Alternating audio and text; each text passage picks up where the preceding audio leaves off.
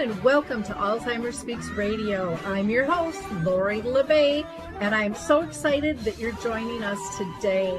We are going to have a fascinating conversation as usual as we learn from people all around the world at all ages and stages of life. Stay tuned as we shift our dementia care from crisis to comfort. Here we go. What you think about, you will bring about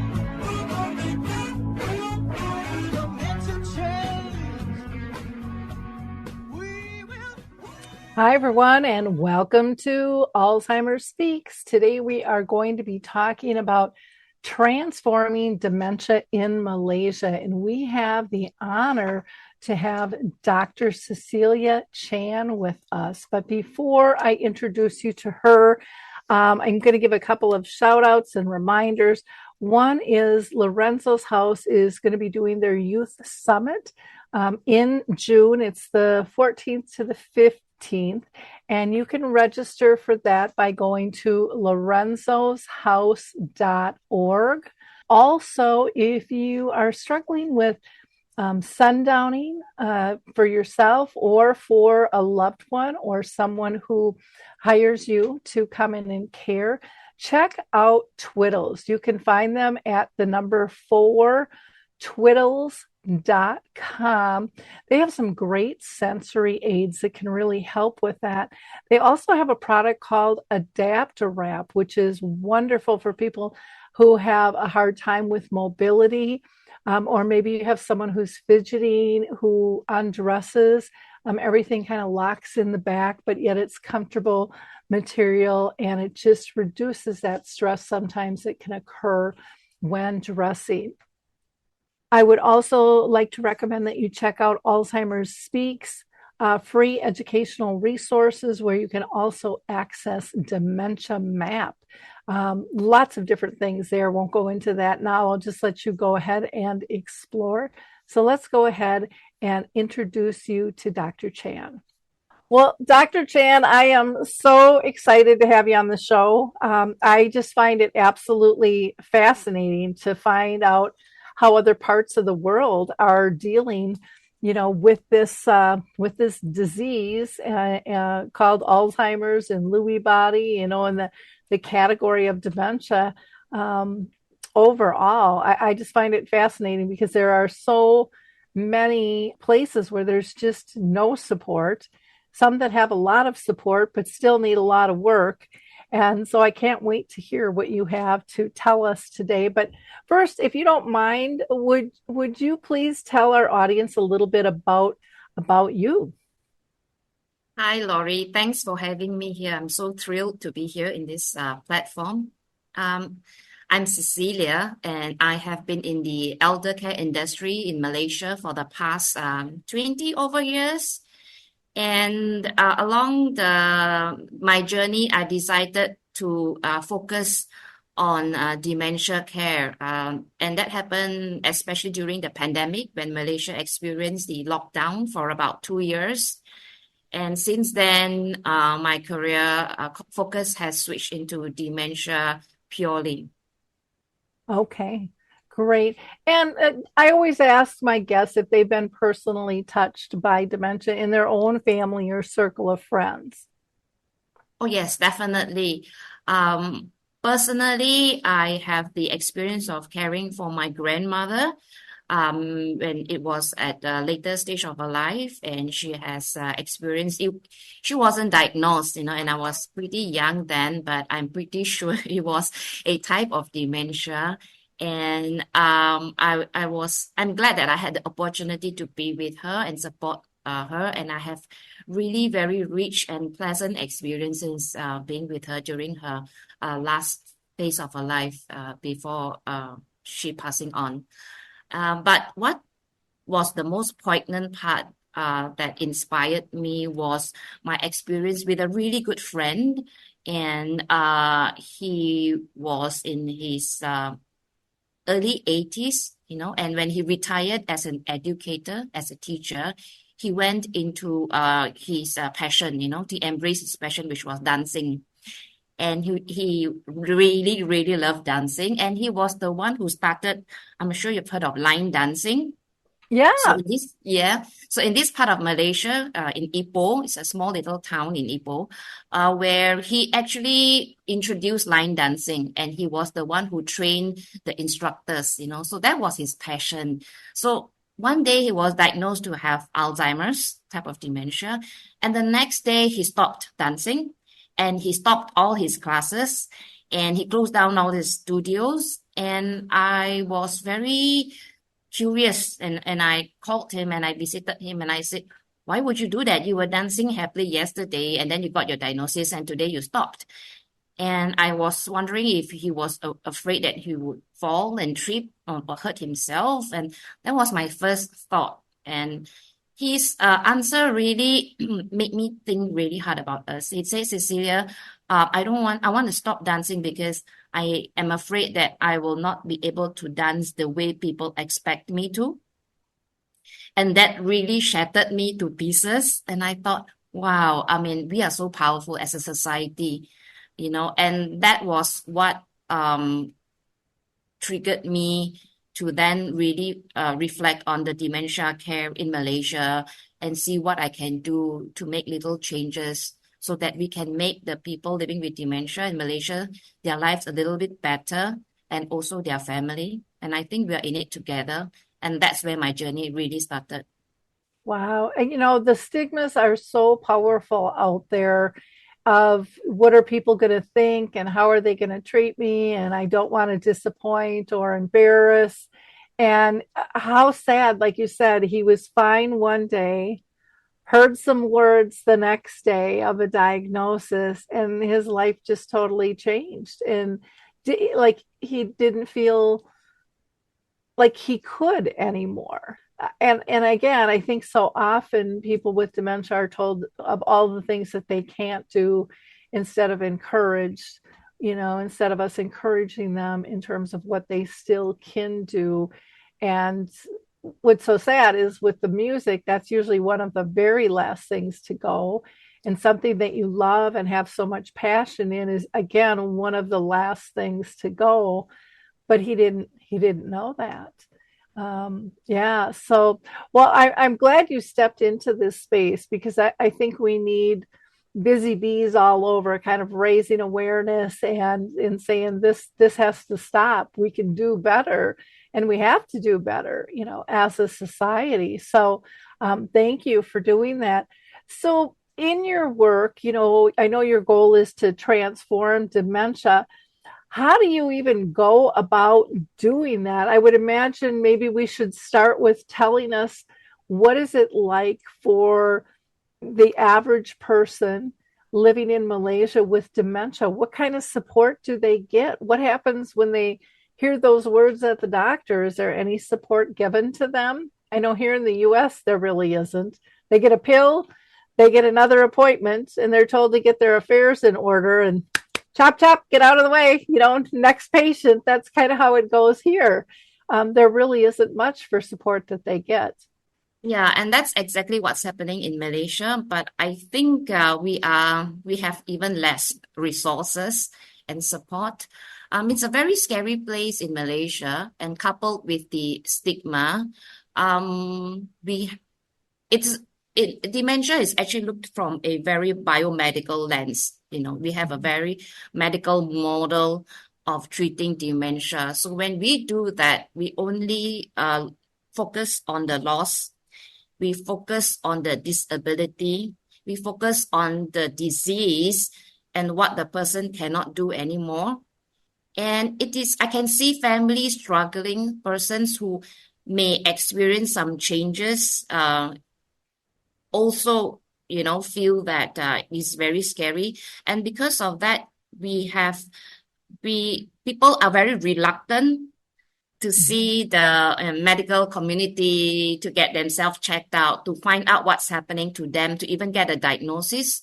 So the statistics that we share in Malaysia of the cases of dementia is really underrepresented, because a lot of them even those people who contact me itself, 90% of people who contact me sharing that, they experience these symptoms and that, could it be why, do not get diagnosis. They do not want to go and get themselves checked out, investigated, and have an evaluation done because of the stigma. It's just like my friend, the dancer. So what? I mean, once I get diagnosis, that's the end of me. People will put a label on me. I'd rather not have that and try to live my life the best I can. And that's a tragedy to look at that way. And so we do not have much support, Laurie. Unfortunately, we don't. And the only two main resources that's available in Malaysia in terms of services is the facilities, like the aged care facilities. We call it nursing homes in Malaysia. And that's where they go and stay there 24/7, mostly until the end of their lives. And we also have home care, people who go to their place in the houses to deliver care. And then when we talk about care, it's very task orientated. I go there to bathe you, clean your wounds and, change your diapers, that sort of thing. It's very task orientated, not going there to engage you as a person and all that. That's very unheard of in Malaysia. So unfortunately, we don't have much resources. There's not much of support. So it is a very scary place, and people isolate themselves, or the family isolate them because they don't want the society to see, the condition of their loved ones, or they themselves may have awareness that they have changed and they isolate themselves. And that's a very sad thing.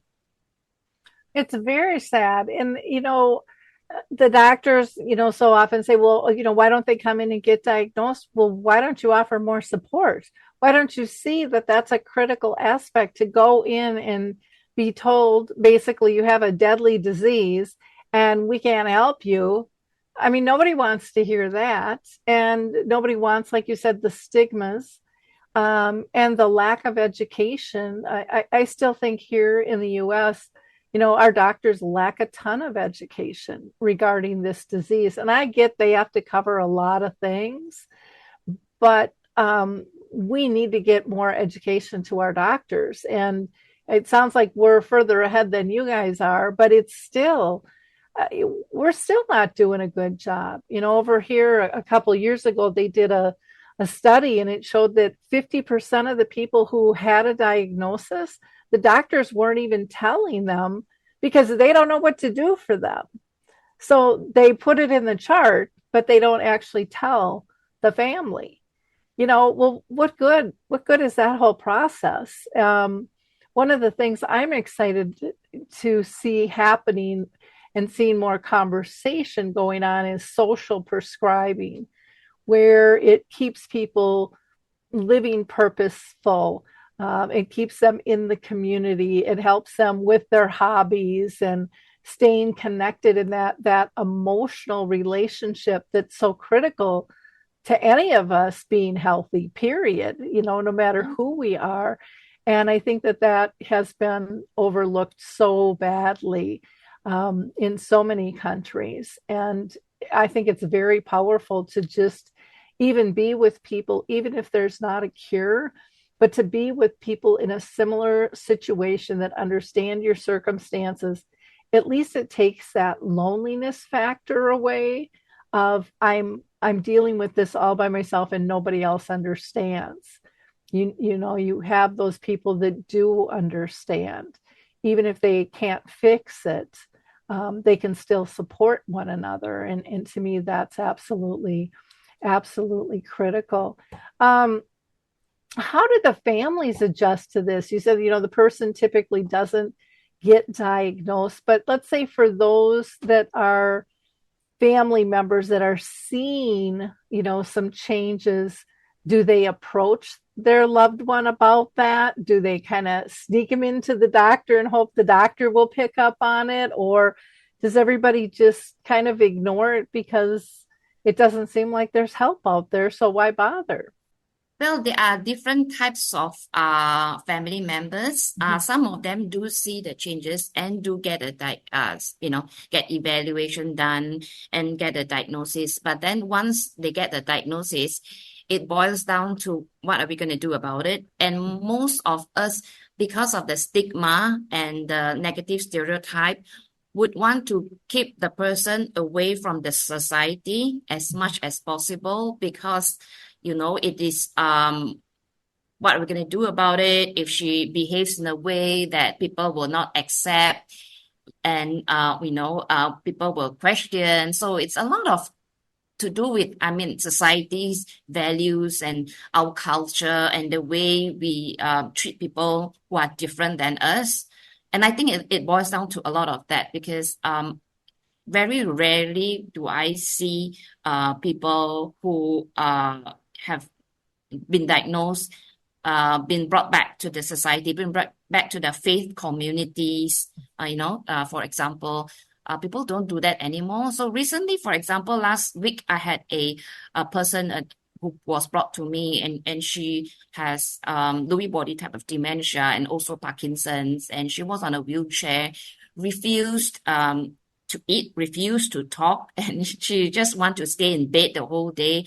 And so her care partner was a sister, and she's also a doctor by profession, and she didn't know what to do with her, and also brought her to my center.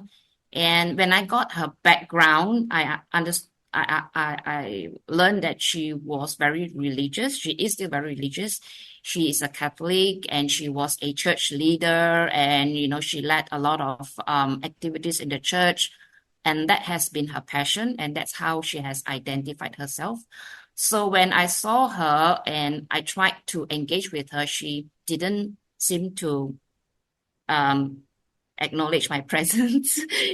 But then I realized, okay, and when I told the sister, perhaps, you could leave us alone. So the sister went out to do her banking work. So it was just me and her. And I know her background. So I took my rosary from my car and I knelt down and I said, so and so, do you mind if you say the rosary with me? I would love to. I've not done that for a long time. I have nobody to recite the rosary. Do you think we can do it together? And I gave her the rosary, and immediately it was like an automatic. She started it, she made the sign of the cross and she recited the Our Father and one whole decade. And then she was moving her hands, even with the tremors and reciting the rosary. And I said, would you want to dedicate this prayer to anyone, any intentions? And she did. And she was the one who actually led the whole rosary, and she said the closing prayer. And after that, I said, oh, you must be really thirsty. And she had the drink and she had some snacks and she ate and we chatted. And there was, a whole world open. That's because we are able to connect and see the person. So it's actually as simple as that, because I think we are so caught up with, oh, she's not refusing to eat and she's refusing to talk. And, is it because the dementia has progressed? And so let's take over. And they had been feeding her. They had been doing things for her. And I realized that, that's not that's the usual common story that I face. And I think that's typical of how we look at dementia and we look at the disease, and that, and do not offer her the opportunity to connect from one human to another in a very deep manner that makes sense to her. Oh, yeah. Well, and faith is so powerful, and it's something we typically learn as a child. Yes. So, I mean, it resonates with us for so long, and it's so personal. And it's, when you approach her with something like that, you are connecting with her on something that's important to her, and you're allowing her in, to state the rosary and touch the beads and the whole ritual, the whole process. And so how empowering that is. But again, so often you're right, we just assume once that diagnosis hits that somebody just loses everything. Their whole being is gone. It's shut down. They're not capable. Or even when you were saying, well, her family would feed her, And so people stop doing what they could do because they're not allowed to. And yet family and I think professionals alike don't even realize they're shutting the person down. They're like, well, this is my job and this is what I'm supposed to do. And they don't even know that, when we take things away, we disempower people, and they're like, okay, I'll just sit here and I'll open my mouth when the spoon comes, because they're not going to let me do What's anything. the I don't. point, right? Yeah, they've taken away my choice, and they've taken away my abilities, and even though they think they're helping, they're not. And I loved when you said, um, it was something really simple.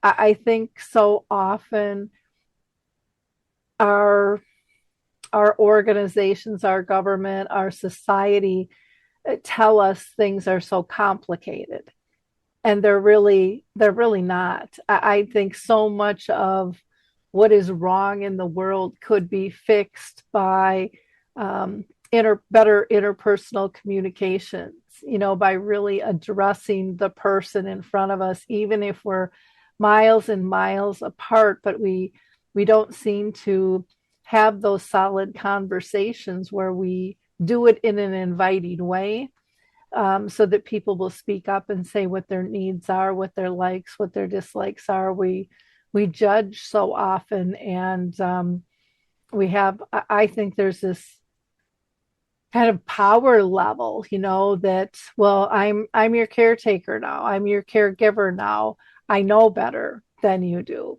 so I'm just going to be in charge, instead of how would you like your life to look like, and what are your interests, and what should we focus on, and pulling people into the conversation.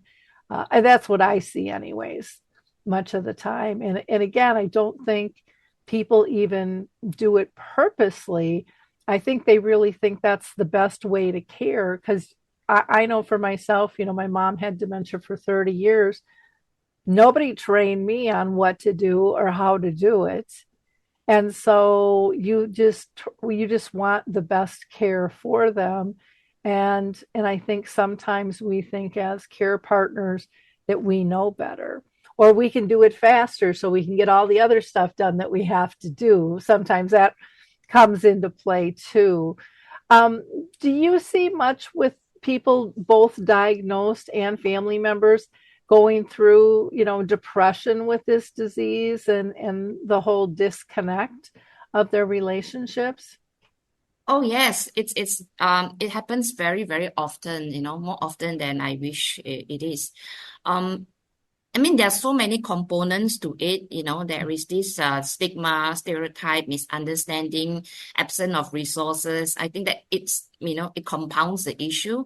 So there's a lot of misunderstanding in terms of, especially you see spouses and you see family dynamics.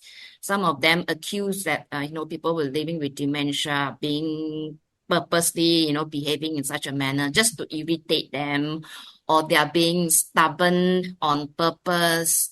And, because she was okay a minute before, so, and they were just exhibiting behaviors to irritate them. So there's a lot of misunderstanding. So even when we see a person, unfortunately, during the late stage, I have a gentleman who is uh, diagnosed with aphasia. And so now he's not able to, he is nonverbal totally. And so the wife gets really frustrated, and say, he's stubborn. Why is she refusing to talk? And even though despite my explanation many times, she is still she's not accepted that the fact that her husband has lost the ability, but and yet seeing that we are able to connect with him even in his non-verbal world, there are many ways that we could still connect.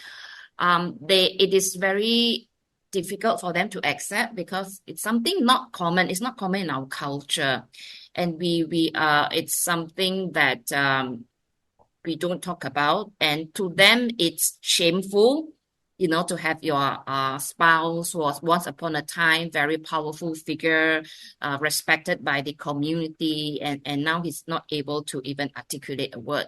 So it's something that it's very shameful. They don't want people to know. and she gets frustrated. So it happens very rampantly. Family members who get stressed out because they think that a person is doing things on purpose. So yeah, it happens a lot.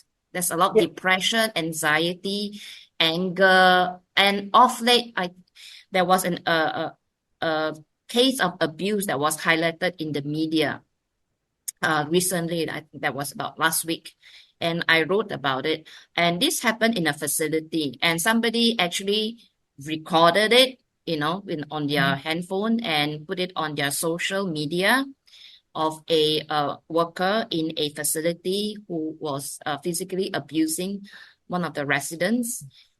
And it went viral. And of course, so it was in all over our social media and also in our news. And I wrote about it, because this is not something that's just happened. It has happened time and again. And so what are we as a society doing about it? Now that it is sensational news, we talk about it and, give it a week and we'll forget about it. And it's like it has happened before, so often. And we talk about it when it's still exciting. And then, yeah, like today, it's been forgotten. And what happened was the person was she was detained, and I think they kind of she went to the court, so they fined her and they closed up the facility, and that's it. I mean, that doesn't really solve the problem. We are being very reactive about it. We don't want to think about really what is the core issue, what's the problem. And I later found out that the gentleman that was abused, he was living with a type of dementia. And so the care person, the staff wasn't able to handle him because she has to. And in Malaysia, the reality is we are really understaffed. The ratio is really pathetic. We don't have, and our professionals are not trained. They are not skilled. They do not have the skills to support properly. So compounded on that, we do not give them proper skills. We don't give them proper training, and they have to handle a lot of stuff. And I know that they're burnt out and overworked. So then that was the outburst. And I'm not saying that that's the reason, but if you look at the reality to understand, so that we can do something, we can take measures to prevent it from happening. But that's not what happened. We totally like, okay, that's it. And people don't talk about it anymore. And that's the case is closed.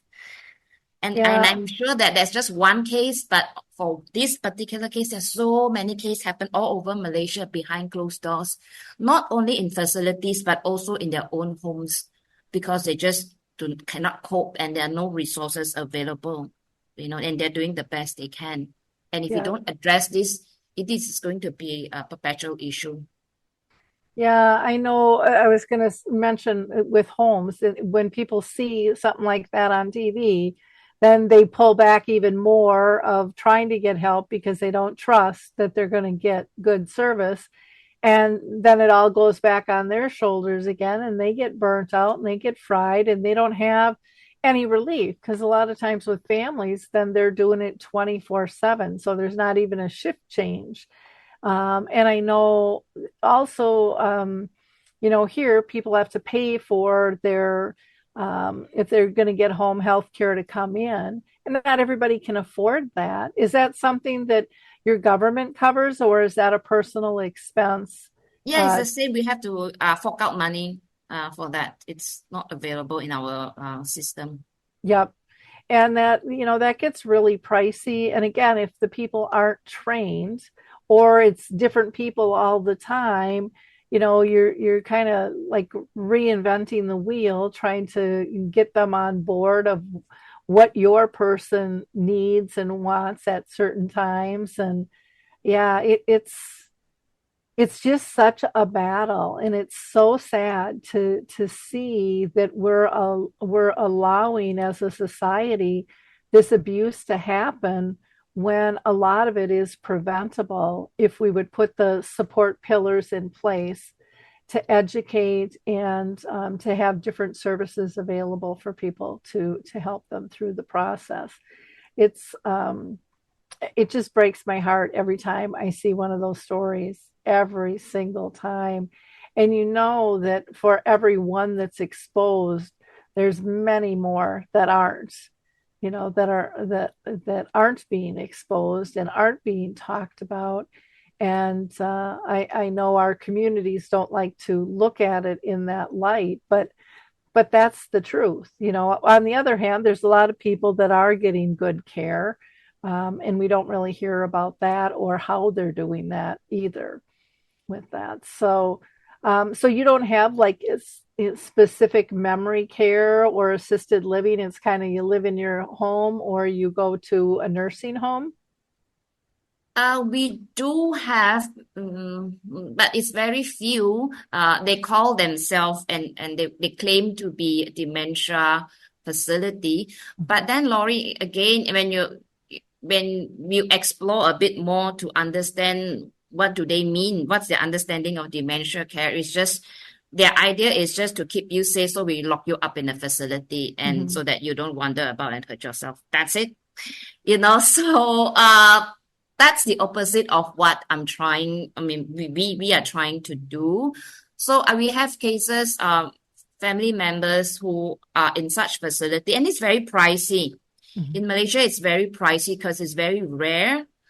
So they kind of distinguish from there is a facility where we have, it's like an assisted living facility. So we have people who are not living with any brain changes, but they are elderly in one kind of facility in the building. And there's a separate one for those living with dementia. And this dementia facility are different in a sense that they're locked up. So it's like a nice prison. Oh Very gosh. expensive prison. So I do have cases where, people behave, I mean, when you're put in a nice prison and you want to go out, so they try their best, they try to get away, they want to go home, they, do their best. I would do too, honestly, if I were there. And so then the family members contact me and said, what can we do about it? So, and this those who are living in such facility have reached a stage where the operator do not know what to do, and they had to admit them in a psychiatric ward, in a psychiatric unit where they are prescribed with antipsychotics and those drugs. And when they reached out to me and I told them it could come to my center and let me have a look at him and let's see what we can do about it. And it's no magic pill, but because we respect him as a human being, when he come and we just give him the space and we communicate, enter his world. And because this particular gentleman have been a teacher all his life, and he's been a marathon runner, and he's been, in nature lover. And so you can imagine how was it like to have him being confined in a prison. So he came with us and he improved dramatically, drastically. He was smiling. He could connect with us. He could be in group activities. He could laugh. He could joke. He was a very, very concerned person. He was concerned about us, the welfare, when we have our food together, whether the food was enough. And amazingly, after that, he was stopped. Thankfully, I was able to connect with his psychiatrist and report to him on his progress. And even the home operators were like very shocked to see the changes. And he's now no more on any antipsychotics. They totally stopped. And to me, that was a success story. And I took it very on me, very personally, and was very happy. And to answer your question, that we do have facilities, but they claim to have, they call it, but we do not have the proper model of care.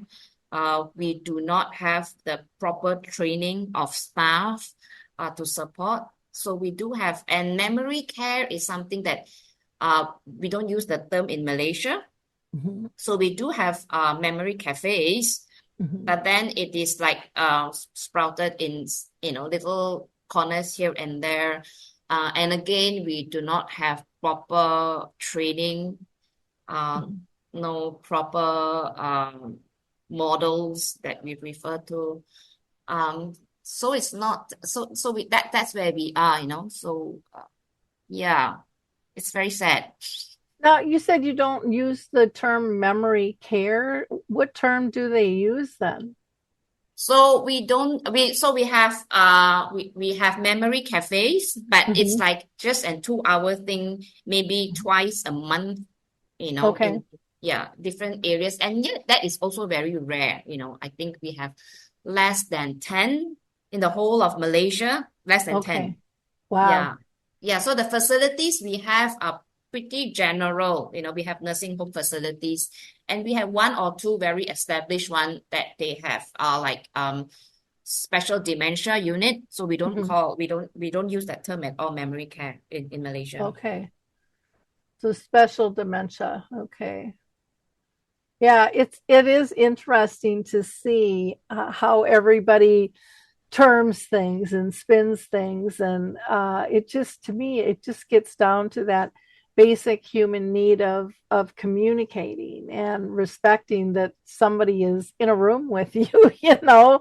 And when my mom, you know, when I stepped into Alzheimer's Speaks and created this, you know, one of my goals was to lift the voices of people with dementia and the families, because the people with dementia weren't even part of the conversation. They weren't allowed. You know, it was their life and they weren't allowed into any of the decisions about what was going to happen now that they had this diagnosis. And the family members really weren't really listened to, you know, by the doctors, who most families saw them as the only professionals out there. And, you know, if they were listened to, it was maybe for 5 minutes and it was kind of in one ear, out the other. Okay, I let you vent. Go on. I got to get to my next patient. But it wasn't really any troubleshooting or true support in my eyes. And that's how I felt. And I just think by having these open conversations, by creating, you know, a comfortable environment, I mean, we can move the needle really fast if we're able to do that. And so we're going to take a quick break, and then I want to get back and talk about your center and what all you are doing there. For those of you that have just tuned in, we've been talking with Dr. Cecilia Chan about transforming dementia care over in Malaysia. And we have all of her contact information in the show notes. She is on Instagram and Facebook and YouTube, and she has a blog. And this has just been a fascinating conversation, because I think it's always interesting when we compare what we're doing compared to what someone else is doing and the terminology that we're using. I think we are so much more alike than different on many levels, and we can help one another through the process of improving dementia care. But we are going to hear about Qblocks, which is a fantastic webmaster, and we'll be right back. I also want to introduce you all to Qblocks. They have been absolutely excellent to deal with. They have been in business for 18 years and they serve the globe. I can't say enough good things about this company. I've had a lot of bad experiences. I don't know about you with tech companies. They have made a very complicated process very easy. And their staff is so kind, so polite, so respectful to work with. And, you know, when I am frustrated and ready to pull my hair out, they just smile and tell me everything's going to be okay. And they really are just on top of the communication, which alleviates so much stress as an owner when you're dealing with tech issues. You can get a 10% discount. Visit them at Qblocks, at CUEBLOCKS.com, or you can email them at letstalk@qblocks.com. For that 10% discount, just put Lori, Lori, in the inquiry form. And again, I don't think you'll be disappointed. I surely haven't been. I can't rave enough about this company. And that's kind of rare these days. Dr. Chan, I really want to talk to you about your center. What exactly does your center do, and what's the name of it? The center is up north, in a place called Penang in Malaysia. It's actually just a residential area, and that's why I want to introduce back the idea of being back in the community rather than isolating ourselves away from the community, because we are part of the community.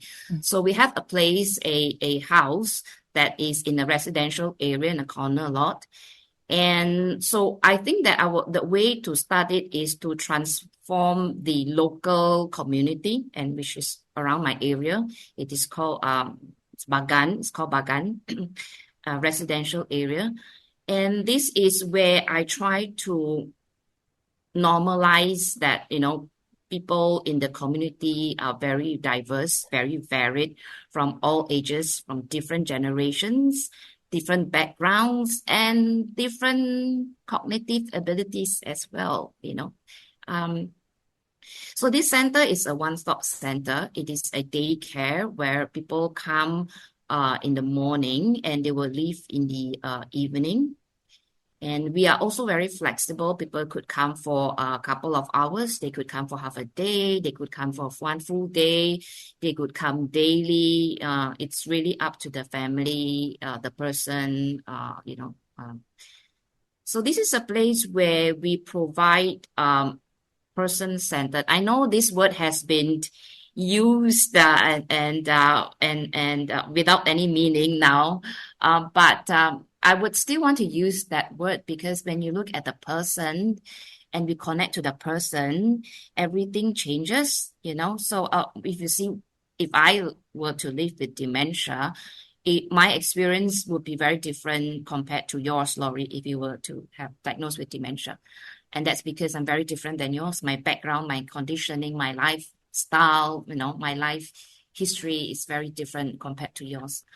So if we understand that, everything, it would change. And that's what we try to do here in our center. So we work very closely with family members, and we also work very closely with the community. So our programs are very person-centered, and we involve the community. We do a lot of programs that involves the community, so that we can change the way we look at at dementia from a very personal level and also from a community level. So we also have awareness projects, and our awareness project is something very different. In Malaysia, it's very different. So we recently have a project called the Forgotten Mutiara Cafe, where we turn our center into a pop-up cafe. Mutiara in our national language means pearl. And we choose that because it symbolizes how we look at dementia in Malaysia. We always very often look at the very ugly, not very attractive looking pearl, forgetting that there is still the person inside, which is the pearl. And the pearl, it has got its hidden beauty, and we forget that. And so we choose that word. So we forgot very often that the person lies beneath the dementia diagnosis.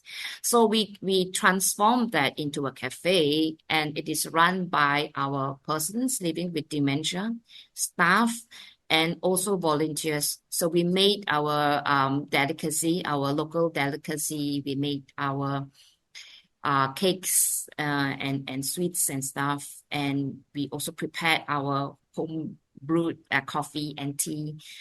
And literally, it is done by our persons living, because a lot of them were housewives, and some of them were chefs, and some of them were, working in cafes when they were younger, So these are all the retained skills that we often overlooked, and they were part of it. And some of them were artists. So we actually designed our own logos and our, posters by ourselves, and we made the food from scratch, and we made our coffee, and we even transformed the place into a cafe by ourselves, and we served our guests, and we ate together, and we laughed together, and we cried together, we sang together, we danced together. We just had time together. At that time, everybody is on equal footing. Nobody was caring for another person. We were just together, celebrating life together, and being with each other at that moment. And that was a very powerful. And that was Valentine's Day.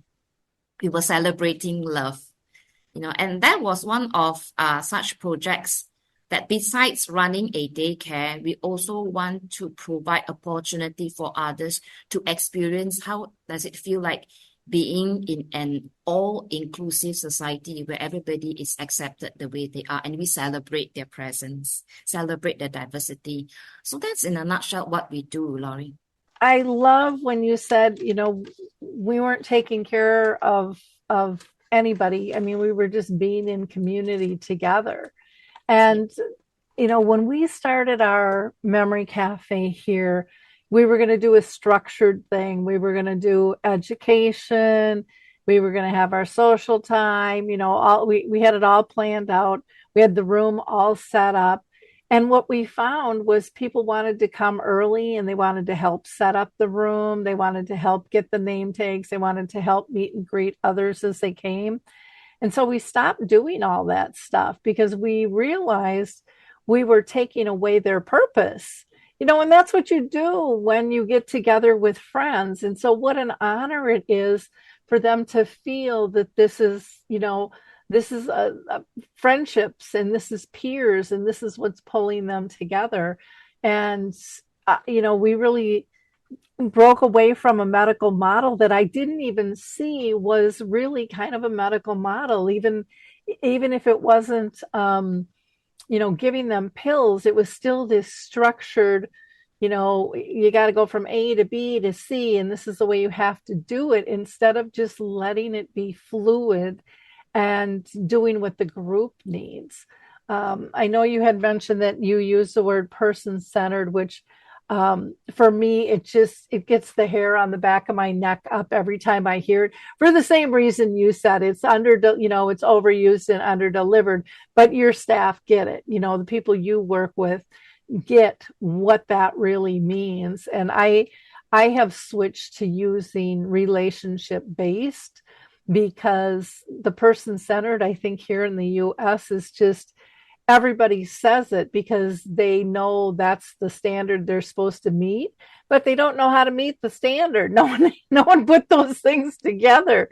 And so to me, it really is getting at the heart of being in relationship with the person. And, I just loved how you described getting together. I loved how you described the flexibility of even your adult day. They can come for a couple hours. They can come for half a day. They can come for a full day. They can come once a week or more. Here we don't have that flexibility. Since COVID, we have very few adult days even available. And the ones that have come back, people say now are offering 2 to 3 hours. And they said, the care partners are saying, it's too much work for me to get somebody ready, drive them there, drop them off, try to go do something, and then I have to turn around and come back and pick them up already. And I'm not getting respite. I don't have any time to relax or get my stuff done. It just feels more rushed. So here in the US, we have families that aren't participating in that because of the hours being reduced. They find it less effective for them, because most of them have to drive a ways to get their loved one there to begin with and stuff. So it sounds like you're doing a lot of really neat things. What is your hours? Is it Monday through Friday then for people to come to your center? Yes, it is Monday to Friday, from morning till in the evenings. Okay. Like what time in the morning till evening, if you don't mind? Yeah, sure. So it's from 8:30 till 6. Oh, wow. Okay. That's great. Yeah, and that gives flexibility. I know here for some people who are still working or trying to get things done, sometimes they have to be there by 5, and then you're in the midst of all the traffic and stuff, and many of them don't open till a little bit later too. So all of that has changed, again, partially because of staffing. is an issue still here to be able to find staff to even cover, what you need to take people in. Do you have an issue over there with finding staff to work? Absolutely. That is critical, and to get the staff is one thing. It's really a big challenge to get staff. And secondly is the training, because you get staff and you just drop them in and expect them to like just do the best you can. And it's really based on, if you look at facilities, we are very task orientated. So morning, get everybody showered, get everybody fed, change them, make sure they're clean, and we change their sheets and all that. By afternoon, we feed them lunch and all that. So it's really very structured. And in a way, we are also using a very medical model, because make sure they have we take we take their parameters, we check their pulse, we check their BP, and then we feed them and we record, and all that. So it's very medical approach. Another thing that we do in a center, because I felt that there is really a need, is we provide training and workshops. And we provide training for even to home care operators, those who are interested to come and develop skills, or family members to come and it's very specific. It's not a theory kind of thing. What is dementia? It's more like very specific. What about bathing, hygiene needs, hygiene care, refusals, mobility issues, very specific, so that and maybe comfort care, end of life, so that person can come and pick up skills. And there's also a place where they can network, especially family members, so that they will not feel all alone, that they have somebody who understands their journey.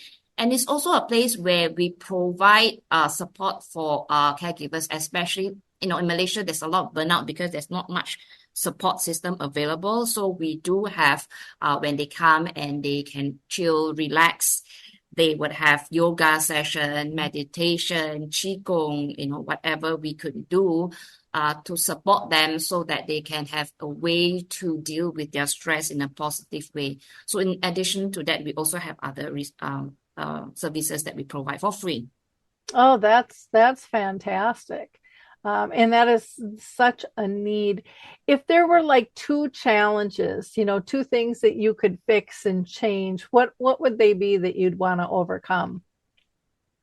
I think number one is really the stigma, that is when we talk about stigma, I was initially very shocked, because these are professionals, so these are very highly educated professional people that are having this very huge stigma with dementia. So I have my friends coming to tell me that, my children are so embarrassed and they are so afraid that it will, ruin their career because I have dementia, so things like that. So I think we need to talk about it. We need to be open and have conversations about it in Malaysia. And secondly is that there are no resources. And I wish that, like companies and huge, gigantic companies who have got ample resources and do not know what to do with the resources, if they could come out and actually provide support. So that we have more programs going on. We can talk about it, but if there's no support, it is very difficult to put it into practice, to build little communities. So we have to start somewhere. But in order to start somewhere, we also need fundings, and it's not available in Malaysia at all.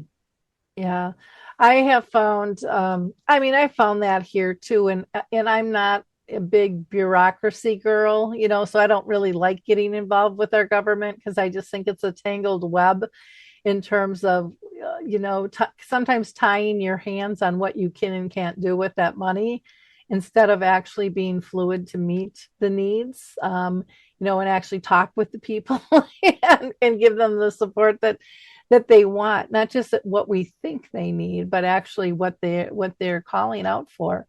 And so what I have found here when I started was that there was a lot I could do for free if I got the right people on board, if I got other people passionate about it like me, people would donate their time, they would donate their space, they would donate their connections. And like we have one dementia friendly community here in Roseville. This we got the city on board, so the city supported us with developing flyers. They did graphics for us and they printed things out. The library had given us space to be able to use for meeting space, and the senior center also worked with us, and all three of them would push what we were doing out in their newsletters. And they all looked at it and said, this really isn't eating up any time or energy or budget, because these are all things that we can work into what we're doing right now. And it was amazing what we got done. Again, aligning with people that actually got it, versus, I know in the beginning, I I tried to get people to understand that didn't want to understand. They didn't want to see that side of it. They didn't. It's always been done this way. This is the way it's always going to be done. And I was like scratching up that tree, and I was getting exhausted and just drained, going, I have to get them to understand there's another way to do this. And what I didn't realize was happening to me was how much my energy was getting drained, so that I could do less. And so I stopped chasing some of those people and some of those corporations that I thought were I can't say pivotal in terms of moving forward. And I just aligned myself with whoever understood the need or was interested in understanding the need. And the power behind that, I think, is amazing.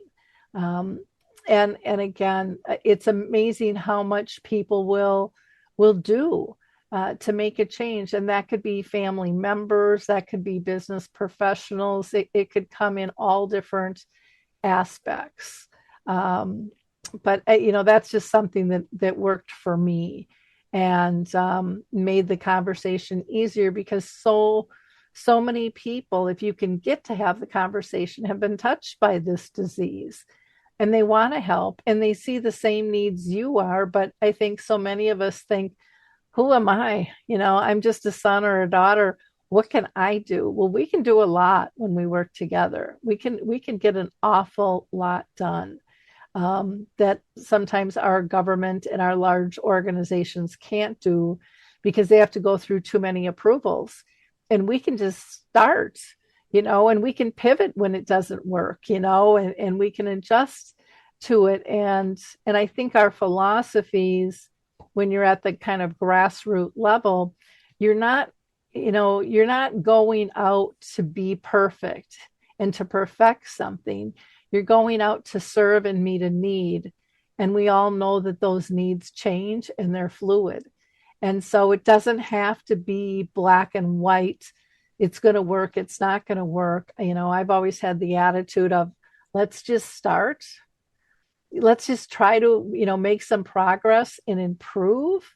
And then we can keep tweaking it as we go. But it doesn't have to be perfect out of the box, because I think that procrastination and that mentality just slows everything down. And then you have committee members that change, and then you start all over again with just the vision, and you never get off, the start panel and move forward. So I really commend you for what you're doing. I mean, that's a big step when you look around and go, nobody gets this. Why aren't more people jumping in helping? But it's really important that we have people like you and myself and so many others around the world stepping in and saying, we can do better. And we need to have a conversation and showing people a new way to care, which really is an old way to care. It's about being authentic and being inclusive, in my opinion, with that. Well, gosh, I just think, like I said, I just think you're doing so many cool things. Is there anything that we haven't covered that we should cover? I'm sure that we are just scratching the surface, Mm-hmm. when it comes to especially in Malaysia, there's really, really a lot to be done, and we are, journeying towards an aged nation soon, and we are really, really ill prepared. We're not prepared at all at so many levels. So I'm so thankful, really, Laurie, that you have given us the opportunity to appear on a platform, in a global platform to talk about this topic, which is unfortunately we don't talk about it enough in Malaysia. And I hope that this will actually encourage us as a community around the world globally to just, be to motivate us to do something that we can do at least at a personal level. At least we can all begin by changing our ideas and changing our perspective and changing the lens that we use, to look at dementia in a different way by focusing on how we can connect as a person, something that we all have in common, no matter what cognitive stage we are, whatever diseases we are, how capable we are, but we are all the same. We are all human beings. We are all created, and we are in this planet together, and we could really understand our authentic being and connect with each other in that authentic manner and remember who we are innately. I think we are very powerful as individuals to have that impact on another person. And I thank you, Laurie, for giving us the opportunity. Oh, it's my honor. Like I said, I love talking with people and connecting. And if any of my, resources can help you on your mission, I was thinking as you were talking about, you know, really we have to change people's perceptions of what is possible. And so, the videos I do with Dementia Chats, which is a panel of people that rotate, living with dementia, and they talk about what it's really like, or people just watch. I had one woman, and she was so funny. I was at a conference, and she's like, "You're that woman that does Dementia Chats," and she says, "I watched 14 hours straight of." She's like, "I was just amazed. I didn't know that people could still communicate. I was told they couldn't, And she's like, they were so insightful. They were so helpful to teach me how to care better." So something as simple as Dementia Chats, having a conversation with people, can be life changing for so many. You can get answers that maybe you can't ask your loved one because they would push back and say, "Don't, I'm not going there with you," because maybe somebody's in denial. But they can hear it from someone else living with dementia. They can understand different perspectives of what is possible. Or our Dementia in the Arts program that, so many people have been told that somebody with dementia can't learn. And, if you go there, I mean, we just recently interviewed Gail Gregory from the UK, and she never did art before. She should be commissioned. She is so talented with so many different mediums. I mean, your mouth just drops open in awe of her work. We have people writing plays. We have people who have lived, like Harry Urban, who's lived 20 years with dementia. And he used to do a lot of woodworking, and he can't do that anymore because it's not safe for him to use that equipment. So he's learned how to use a 3D printer, and he prints something out every day. It's incredible. It's inspiring. And again, people go to the doctor just like my mom did. And, they're given kind of this death sentence. Everybody wants to know how long, 4 to 7 years. Some might be told 10. And it's very common for people to be living 10 and 15 years, and they're still doing Zoom.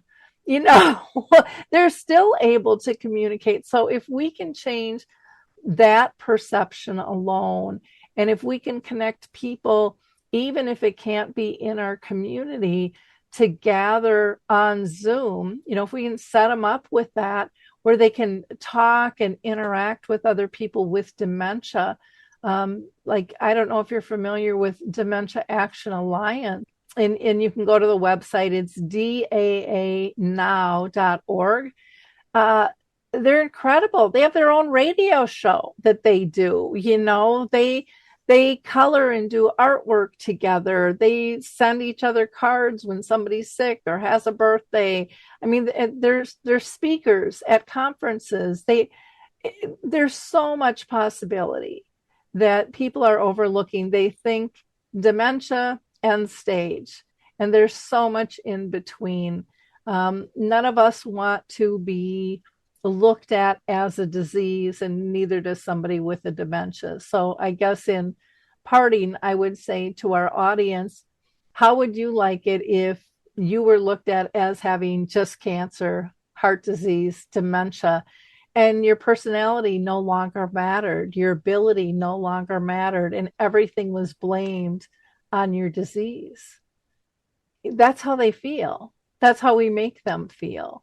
Unless we step up and step in like Dr. Chan is doing and giving somebody the rosary and letting them take the lead. I mean, those are simple things that don't cost a lot of money, don't take a lot of time, but they are respectful, they are meaningful, and they are empowering, not just to the person with dementia, but everyone else that witnesses it as well. I mean, it's life-changing stuff. And so, I hope that people, after listening to this, will become what I call a giver of hope. Like, click, and share this episode with other people. Start having a conversation. Reach out to Dr. Chan and what she's doing if you're in the area or if you're around the world. Start connecting, share ideas, share resources, do collaborations. There is no right or wrong. With anything that we do, we just have to step up and try. We have to try it. And so much of what is working for us is because somebody was brave enough to step up and step in and try something different. So be brave. And again, all of Dr. Chan's contact information is in the show notes. And again, I appreciate so much our listeners. And Dr. Chan, I so appreciate your time and our time differences that we worked out here in order to do this show. It's lovely what you're doing. Keep up the great work. And if myself and Alzheimer's Speaks or Dementia Map can support you in any other way, please don't hesitate to reach out to us. Thank you so much, Lori, for everything. I really appreciate it from the bottom of our heart. On behalf of Malaysians, we'd like to say terima kasih, which means thank you. Oh, that's beautiful. Thank you. Well, have a blessed week, everyone, and we will talk with you soon. We do our shows typically twice a week, sometimes 3. And again, we always encourage you to check out alzheimersspeaks.com and Dementia Map, which is our global resource directory as well. Thanks now. Bye-bye.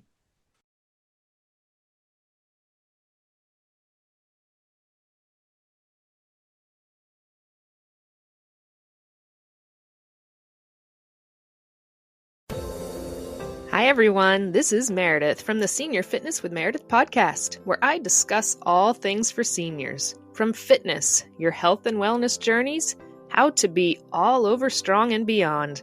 I also have my mini podcast called Motivation with Meredith. It's a great, quick motivational pick-me-up for your days.